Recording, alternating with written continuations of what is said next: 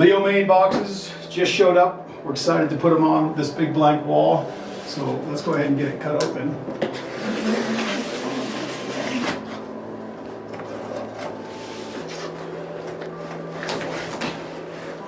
Awesome, you can see that it's fully wrapped in this protective plastic layer. It has these pieces on the edges to keep it protected. It has these nice little end caps to keep the box protected as it moves around and all of its shipping. And it looks like everything showed up just great. I just finished the installation of this wall in the Leomain office. The first thing we had to do was just simply put the first panel against the wall, make sure that it was plumb, so straight up and down. The second is I zipped a couple of drywall screws into it. These are number 6 1/4 inch drywall screws. That just held it in place. Anytime we had a special arrangement where we had to cut around windows, made sure we measure, and then I was able to get away with cutting with this saw. You might want to use a circular saw, and you might need a jigsaw if you're cutting around outlets. I didn't, but that's just because of where those outlets were placed. 4 ways to install the Leomain panels. They're all pretty simple.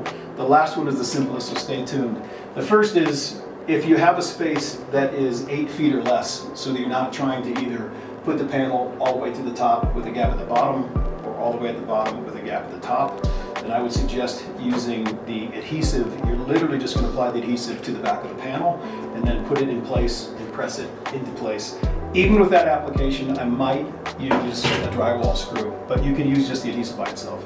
The second option is to locate your studs on the wall with a stud finder, and then use a 1x2 strip of wood and attach that to the wall, and then probably have 3 strips of that on an 8-foot wall.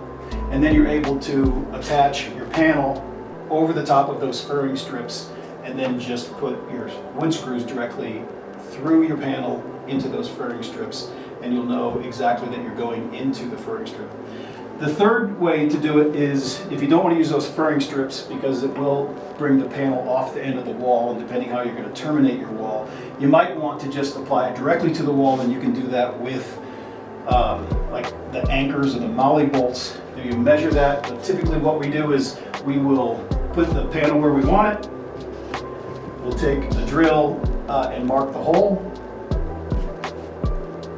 and then we'll come back, drill out the hole, put in the molly bolt anchor, and then put this back up and put the screw for the molly bolt. It's a little bit complicated. I don't really like using the anchors. And so what I did on just this last application was I took drywall screws. So these are number 6 1/4 inch drywall screws, and I literally didn't care where the studs were, and I just put 3 of these drywall screws in 2 different rows, and it secured the panels totally fine. Now if you're concerned about that, you can put one up and see if it holds, and if you like the way that it holds, that's what I would do. But there's a super simple way. That's the last way. That's the easiest way, and I just did that on this wall, and it worked out great. Okay, a few things that we learned as we were installing our panels. This wall is about 8.5 feet, and our panels are roughly 8 feet. So we tried to put a little extension on here just to see how it would fit, and we learned a few things. One is I probably wouldn't do it.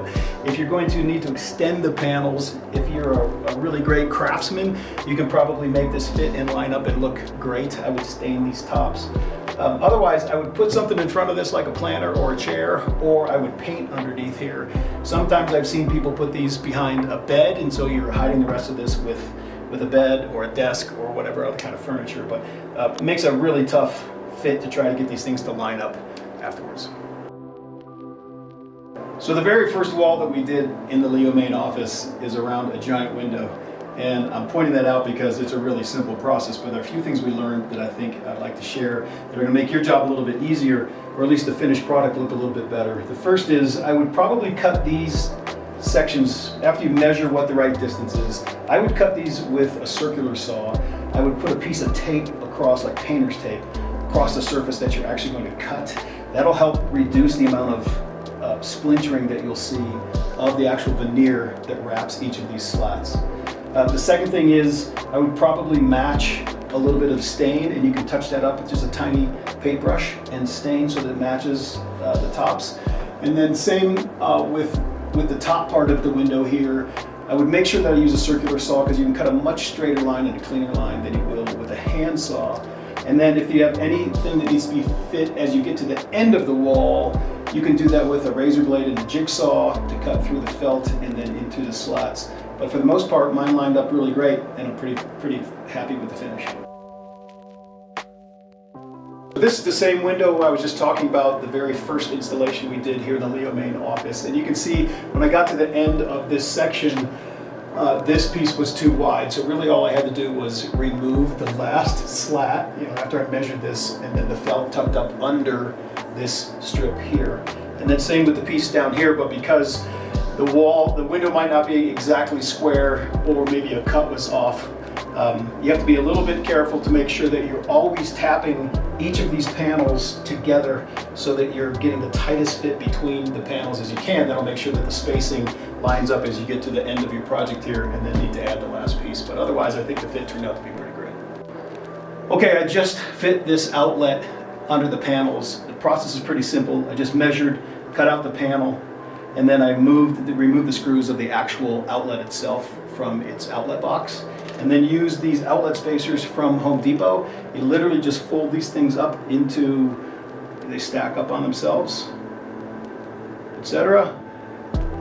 And then I was able to place those behind the screws, put the screws back in the box, and then place the outlet cover exactly over the outlet, and it was just great. This is Leo. We're Leo Main, and we just finished this wall. So this wall is 11 feet by about 8.5, and it has this giant window.